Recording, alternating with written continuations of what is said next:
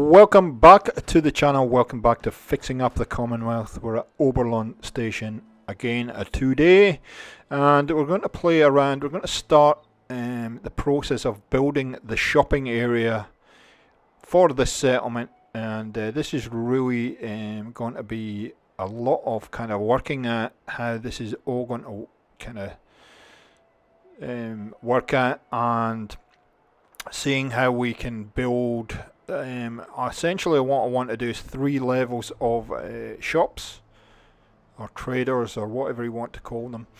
I will need your help at some point to help me determine some of this area, but we will get into the build menu and then I'll walk you through it. So as I said, I think in the startup video, my idea for the settlement is to have a totally enclosed area, totally enclosed settlement, and also have at least 3 distinct zones as part of that area. Now it takes me quite a while to try and figure out this, and I think this is useful if you're starting a new settlement, that you see the kind of process that at least I go through to try and determine the kind of how this is all going to work. Because generally, you know, it's one thing to have an idea, it's another thing to get it to work effectively in your settlement. So I do a lot of faffing around with this kind of stuff, putting things in place,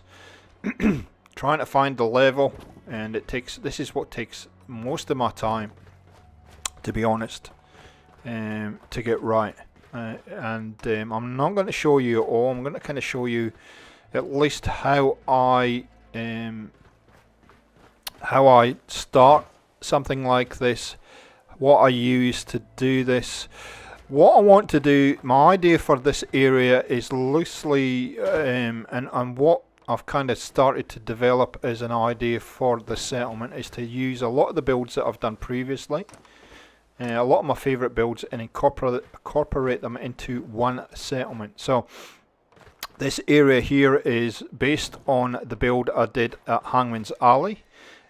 Specifically the shop area that was that I done as part of that settlement, and so I want to give it that alley kind of compressed look. And often when you do that, where you start and where you end up can be completely different. But again, like I said, you've got to have at least some kind of starting point to try and figure all this stuff out.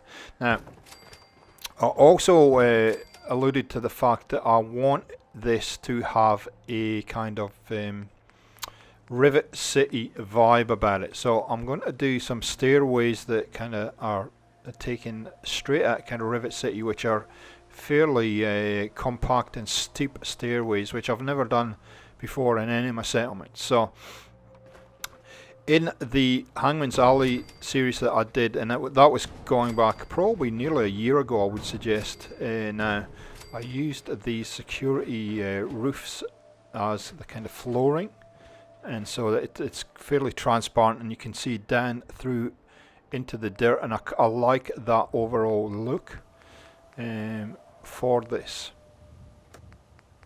So we're starting to get somewhere already. Fairly quickly we've been able to kind of determine how things are going to work. Now I put these stairs in there. This is logically how they should work. However, it does cause me a few issues, and so I'll have to change that slightly. Now one of the big things in this settlement is going to be how all these areas start to transition into each other. So there needs to be a series of walkways, and like I said, I want to do a kind of 3 level. I start with a 4 level, I end up with 3 levels of shops and whatnot, and that causes me all kinds of issues. And the reason it causes me issues is that excuse me, there's different heights and different things that I include in here, and you'll see as the build kind of progresses what I'm talking about. But I want to have walkways, I want to have kind of transitional areas, and it all needs to flow pretty nicely. So here we go. So these will be kind of sort of shops or something, some kind of building in here, and we need some way of getting from one side of the area to that side. So that's what I need to figure out, and I end up having to change these stairs to accommodate that. But you can see I use these prefabs, and I have done and used these for quite a while now, just to try and figure out how this is all going to work and how the flow. And this is something I'd encourage you to do, is to try and get the overall kind of bare bones or foundation of your area sorted out and how the flow is going to work, and then start building from there. At least that's what works for me. So you can see I've put 3 levels on now. We're transitioning up and down, and I'm going to walk away in a second and just have a look and try and figure out how this is all going to work. Now, those metal floors that are sitting down there now, I've put a full one down. I'm going to need to put a half floor down there in a minute. One of the biggest issues you're going to find when you're doing a settlement like this is the heights, so that you can actually walk underneath. And I do build a few things a little bit later on that causes some issues because I use different wall sizes, and yeah, anyway, you'll see it all come together now. So I'm like, okay, well, we've got a transition area through there. We're using these kind of see-through walkways to predetermine what we're going to do there, and that all kind of works well, because it means as you're walking underneath you can see upstairs and all that kind of stuff, which I really do like. Okay, so far so good. What also complicates this a little bit is the fact that you can see the land that we're building on, the ground we're building on, is quite uneven. And so what I am trying to do as well is make this a little bit more level, so that I can build on it without too many dramas. And so I have to spend a lot of time in the initial this initial kind of mapping out segment to get things that are reasonably level and sort of work for me. So okay, so now I realise, okay, one of the other things, sorry, before I go into that, one of the things I would encourage you to do is make sure that you leave a little bit of room between what you're building and the settlement boundary, because you want to get in there and be able to add things. And especially with this build where it's hopefully going to be all enclosed, I need to be able to get into that space in front of me there and leave myself enough space that I'm not running into the problem where we're continually going outside the boundary area when we're building. So what I'm going to do now, I'm going to skip a little bit ahead, because this is really, there's a lot of finagling now going to go on about getting this right, and you'll see sort of where we get to once I've got this all kind of locked down. So I've kind of gone away, I've ripped a heap of stuff out, I've realigned stuff, I've added things, and that's really so I can start to try and define these areas. So that I'm going to define a couple areas in here. We're going to put a door there and a door there, and we're going to have a transitional area through to the growing area there. You can see I've put those security fence openings in as well, and I'm just testing how this is all flowing through and working. And what I want to do is I really want this to have a kind of alleyway vibe, very industrial. I use a whole lot of different materials to try and achieve that. Also the lighting and the decoration is going to be key to sell this. So we're going to build one shop there, one shop there, and I'm trying a whole heap of different ideas just to see how they all work out here and how it kind of all fits in. Now I'm going to build a gun shop down here and a chem supply area, and I have a specific idea for the gun shop, which means it extends a little bit further than it is now, which is where we are now. So we're going to put that there, and we're going to put that there. Okay, so we need to put some kind of transitional wall in the middle between those, and again I'm going to figure out how this is all going to snap, how this is all going to work, because at this point I'm in between foundations, so that's not going to work. So I've got to do something different with that. You know, it actually does snap in, but you can see it's going to cause me an issue if I'm there. So yep, there we go. And these are going to be kind of display cases or display areas. Here we go. Okay, so I'm going to have to extend that back slightly, and I'm trying to figure out what is the best material to do that. So I only want kind of that half floor width, and they're going to be a display kind of case area, or a display room, or a security room. Yeah, it will make sense once you see what this ends up as. And this is one of the shops that actually decorate fairly early in the piece, so you'll be able to see this either today's episode or possibly the start of next week's episode, what this actually turns out to be. So I'm using concrete because it kind of sort of works for what I want to do, and I think it's good to mix up your textures a little bit. See, that works, but the issue is now going to be that this is not long enough, so we're going to have to extend the length of that shop just slightly. You're going to see a fair few transitions in this video today. This took well over an hour to sort of just get the basic foundation in place where it would work. This is a trick I've done for a long time. In fact, probably the third video I put up on the channel, I was doing this. So these counters with the security screens, I love the look of them. I used them a lot in the Hangman's Alley build, and for me it's the right look for me. So just put that up a little bit into place. You can do this with various things, rugs, pillars, whatever.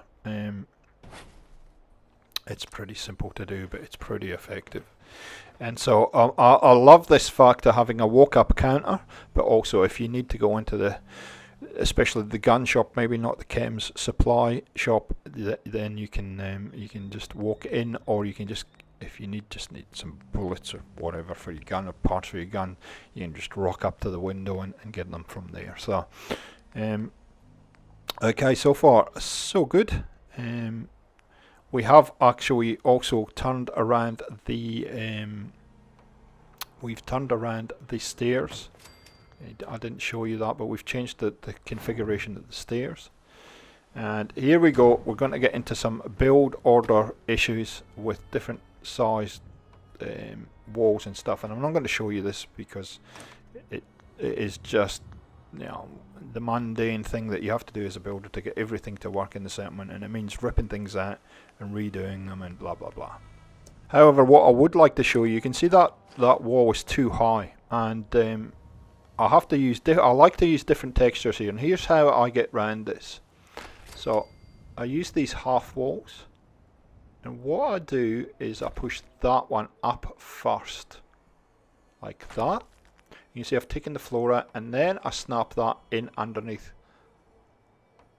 like that. It will snap in eventually, and that fixes my height thing, because one of the biggest problems I have is, and you can see I'm pulling pieces out all over the place to get this to work. And again, build order is key with a lot of the things that you do in Fallout 4. Now see, that fits in there. And sometimes what will happen is then that floor won't snap back in, but luckily today the building gods are with us, and that all works, and suddenly we've got a lovely brick wall which has changed the textures. It's not sticking through the top, it's actually going down into the ground, and then we can just put everything back together again and nobody knows. and you fix the height issue straight away.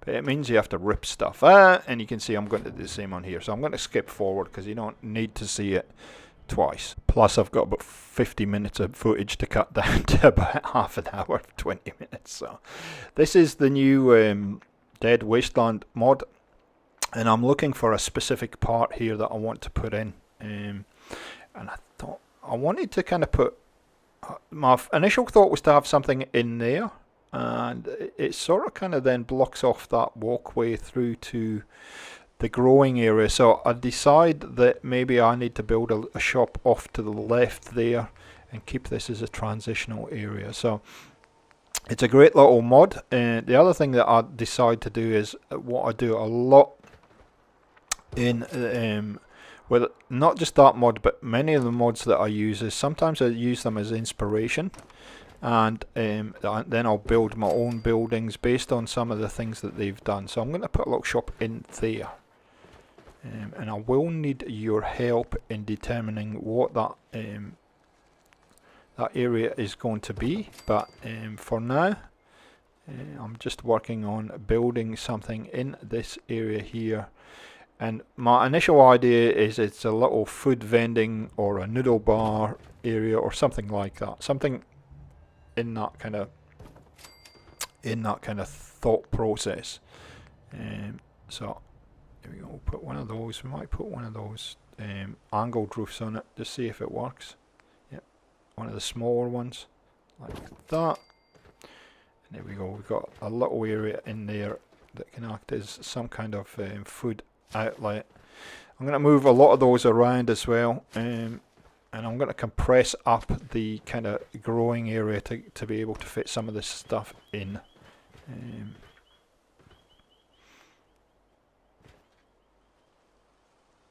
And you know, this is then transitioning into the what will become a kind of industrial agricultural area.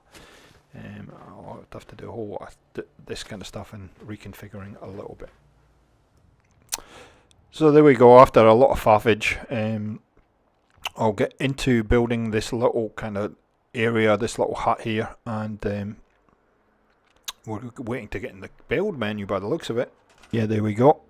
Hopped into the build menu, and then it's just a case of putting foundations down, and then I'll be predetermining.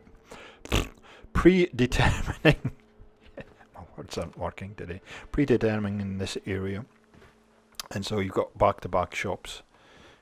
And you can see here where sometimes the way that the land sits gives you problems. Now, I don't want this to be overly complicated. I don't want it to be too big. I want it to be reasonably small, and it does change a slight bit from what I build here. But you can see that roof now is above the level of the next at level 2, and so you know, again, these are kind of things that you're going to end up having to manage as you build the settlement up. So you know, although I've come up with an idea for this area here, it could cause me issues further down the track in the next level of this this particular area that I'm building now. So I'm going to do the little trick I've done a few times before. I'm going to put that in there. For some reason it does not want to snap. I don't know quite why it doesn't want to snap, but we that's okay. It's pretty soft. See, look, it just doesn't want to snap, but we can use place anywhere, and it will move up and down, which is fairly positive. We'll get as close as possible. Place anywhere, boom. And that's not actually going to be a door, that's going to be a window. And we have done this before. We just grab a little railing and chuck it in there like that, and that becomes kind of a little window out onto the garden or growing area, or whatever you want to call that area behind us. Workshop anywhere. Sorry, workshop rearranged. I beg your pardon. Put these nice little angled roof parts in. Not those ones. Those are too big. We want the little ones. Those ones. So they should fit nicely into there. And I think I've put the one that's the wrong way around, so spin that round like that. Come on, there we go. It's got that metal look about it. Put that one in there. And all we have to do is then just find some way of blocking up that that area there. And I just use these wall boards again. Workshop Prearranged has given us a whole heap of little wall boards that will be perfect in that area there. Wall planks. Right there. So what you generally have to do is stick it to a wall and then use whatever glitching method that you use just to put it. Sometimes they snap to each other, so that's what I was doing here. I was going to see if I could get it to snap below and snap above, but it didn't want to cooperate. So use whatever glitching method you need to get that to fit into that gap there. And it's pretty rinse and repeat on the other side. And then you've got a little shop there, and we'll put a wall through here, and that's a separate little area. Okay, so I wanted to leave this part in because you'll see later in the build that this does, so I'm going to put this wall in here, this glass wall. Now you can see it's sticking up, and so I'm going to try the trick I done the last time, but obviously I haven't got two halves of this. And the other problem that you're going to have, if you try and sink that down, you're not going to be able to get in through the door. So I'm trying all these pieces. These are warehouse pieces, and because they're higher, they tend to stick through the floor. So I actually end up using the height that's sticking up through the floor to my advantage a little bit later in the build. And I think what I might do is I'm going to get to a certain point in this build, and then I'm going to show you how the shopping area is transitioning. There's lots of little areas that I've got to so far. See there, that sticks up, and I'm like, yeah, I'm going to do that. And I think, well, okay, if I push that a little bit forward and I change the floors, it's actually going to give me more buildable area. So this is what happens when you build. It becomes a kind of transitional process sometimes, and it really actually it's like a happy mistake, because it actually it gives me much more of an alley feel than I would have had if I'd left those floors the way that they were. So that can sit in there like that, and I can actually build something above that will hide that. Okay, push those across like that. Put half floors on the edge there, or we might just leave that as a little step in. So I like this because it's giving you much more of an alley vibe here. I need to straighten that up a little bit and push it in a little bit. Yeah, it needs to be straighter. There we go. Sticking out just a little bit too much.